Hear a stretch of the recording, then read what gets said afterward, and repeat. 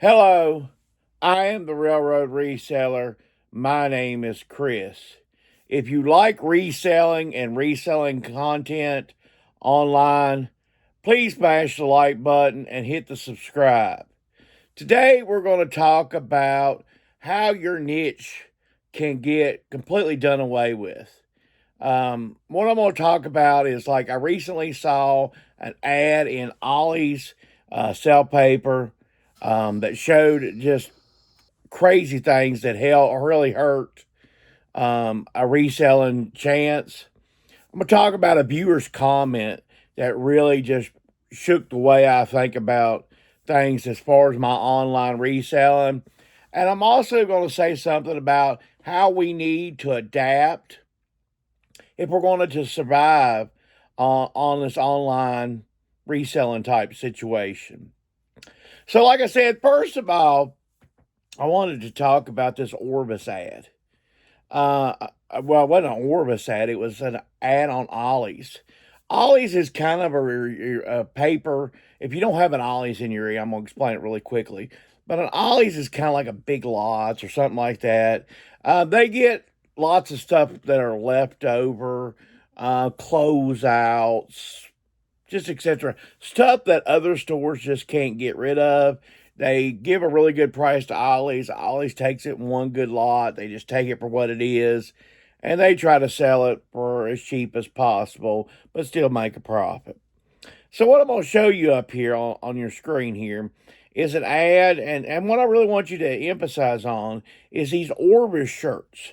These are brand new Orbis shirts that were originally up to $36.99, and they're $5 brand new at Ollie's. Now, can you imagine if you're trying to resell Orvis right now? Now, I can tell you right now, there are a few Orvis items in my store. You know, and I'm not really going to do any great reduction or anything, I'll be honest with you. But this definitely, if you were a major store that carried Orvis items, you would be hurting. And I'll tell you kind of a little bit background here with Orvis. Recently in my area, like I say, I'm about 30 miles from Roanoke, Virginia. They seem like a lot of their thrift stores are getting a lot of Orvis items. Now, just like the Ollie's ad, these items that are probably going to the stores, the thrift stores, that type of thing. That I've seen them in the Salvation Army, and there's a couple other thrift stores. They don't really, I don't ever see them much in Goodwill, so they must not deal with Goodwill too often. But a lot of these items, I would assume, are what people would call seconds and stuff like that. Maybe stuff that just has a little flaw or something like that. Maybe a line of items they can't move or something like that. They go ahead and donate them. They get a charity bag, something like that. Um, but the thing is, people still see them. They still buy them. They still think they're a real nice item. So people don't have a problem with them. But what I really want to say is if you had a lot invested in Orvis items and stuff, your niche all of a sudden is gone or severely hurt for quite some time. And what it is you're probably going to now need to reposition yourself just based on some ads and stuff. Sometimes, hey, who knows? I mean, like right now, like one popular thing is say Lego blocks. People do well with Lego blocks. But what happens if Lego sales start slipping? Lego still like seeing those profits, and they dump some stuff on the market really cheap. Black Friday, something like that. It may take 6 months or a year or so. The rare sets will, of course, always stay rare. But that doesn't mean that everything on the shelf is really good. Let's go over some items that sold, and I'll get back to you on a viewer's comment. Okay, let's go over a few things that sold. Sold this lot of 4 TDK 110 cassettes, $15.99 plus shipping on the cassettes. Sold the thing. This was like a quarter pickup probably. We got almost $20 plus shipping on the thing, VHS. Sold an Elgin pocket watch. I picked up a yard sale. Man, I had a great yard sale that day. Day as a whole, and that yard sale was just great. But anyway, it's an Elgin pocket watch. It does not work, but we still got $40 plus shipping on the Elgin watch. I did run an auction on it. I didn't know what price to put on it. I just put a price that I was happy. If I got that price on it, I'd be happy. And somebody bid on it, and that's what I got. So I'm happy. 5 into 40 works for me all day, especially on something that small. Sold this GameCube controller. I picked it up for $2. I got $21 plus shipping on the pocket watch. Sold a bunch of VHS here. You're going to just trust me. It's a whole bunch of Stephen King VHS. Maybe we got about $18 plus shipping on the Stephen King VHS. So some good sales overall. So the next point I really want to go over is a viewer's comment. I got a viewer's comment from Lisa Leaguer, 9451. I wish I'd gotten into this sooner, more than later. As I am 4 months in so far, she has 2 rooms and 5 trailers full of stuff to sell. She got a giant source for free and keeps telling my other half to make hay while the sun shines, or you better know it might rain. And then she goes on to compliment me on some of my stuff. What she's really saying is she has a bunch of stuff. She got it for free. Now she needs to move through it. And that's one of the biggest things. Sometimes when we get a lot of inventory, because that will happen. If you get into this reselling thing long enough, you'll just get a big bunch of stuff at some point. And the biggest thing is, one of the biggest thing is when to know to move through items to go ahead and get it out of there. And then you end up hanging on to items and you don't end up making any real money out of it. Instead, it sits in storage units and storage lockers for too long and it just rots. It has a rot to it. It has a sell through kind of rot to it. What an item that used to sell very good doesn't sell good anymore.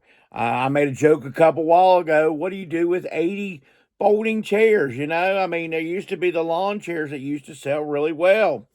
They don't sell so well anymore. Yes, you do sell one every once in a while, but they used to almost be a bolo item. There's many items that are bolos sometimes, but that it just goes away. And you have to know how and when to go ahead and pump and dump.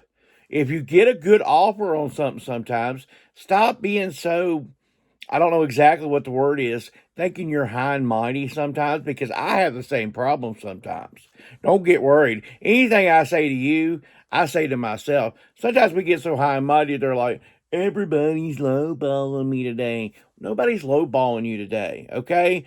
If something's been sitting in your store 6 months and it hasn't sold, it's because it's overpriced, or that the thing that you thought was really desirable isn't that desirable. One of those two things is the problem. Now it's up to you to decide whether you're going to take that lowball offer or if you're going to just go ahead and sit there another 6 months on that item. Because I have done that. I have sometimes had an item, go ahead and list it. Somebody fires me an offer on it, and I'll go, nah, that's just too low. And I'll hit it. I'll hit, thinking that they'll come back. They'll come back for $2 more, $5 more, $10 more. And I never hear nothing. And another couple months go by, and that item's just still sitting there, and I'm like, man, I wish I'd taken that $30. Sometimes you got to take what you got to hit it while the iron is going. You got to make hay while the sun is shining. I'm going to take and show you a few more what solds, and then I'm going to talk about how we need to adapt to survive in this reselling business. Okay, let's go over some things that sold. Sold these Tupperware vintage salt and pepper shakers. I was at a sale recently, and I got 3 sets of these. for $10. They're Tupperware. These, considering what they go for, they're pretty easily found. I find them, like I said, I've got a total of 3 sets. This is just the first one to sell. I don't list something like this in quantity. You can do however you want to when you find something like this. But when it sells, I'll take a picture of the new ones because there could be condition differences. But anyway, the listings there, I'll just have to do different pictures. But anyway, like I said, I paid 3 for 10, got $17.25 plus shipping on the salt and pepper shakers. Something you don't sleep on is old thermometers and stuff. Now, this one here is a type of thermometer you actually stick in the ground. It's for soil testing. It's Southern States. Picked this up at a yard sale for $1. Sold really quick for $19.25 plus shipping. Very easy item, metal, but you can tell it's vintage, stuff like this. Don't sleep on old advertising thermometers, even the small ones. They don't have to be those great big ones that we see that hangs on the side of the country store. So I always say here, Outlaw Country on vinyl sells really good. Willie Nelson here, 19 and a quarter on this one too, plus shipping. Sold this Winston Cup t-shirt. It's new with tags. It's got some kind of sticker or something that shows it's new. But anyway, about $18 free shipping on that. That one I've actually had for a little while, but hey, a sale's a sale. I took an offer on these next two. Took an offer on this cashmere sweater.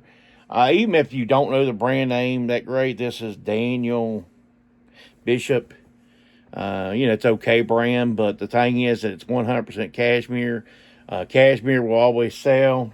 17 and a quarter, I think, on that, plus shipping. And finally, I took $16 and a half plus shipping on this. This was a dollar pickup. I picked this up on the world's largest yard sale for $1. I took $16.50 plus shipping on this Wrangler, just a Wrangler Pearl Snap Western shirt. Good sale. So now I want to talk about adapting. I want to talk about how adaptation is important and how adaptation is necessary if you're going to survive.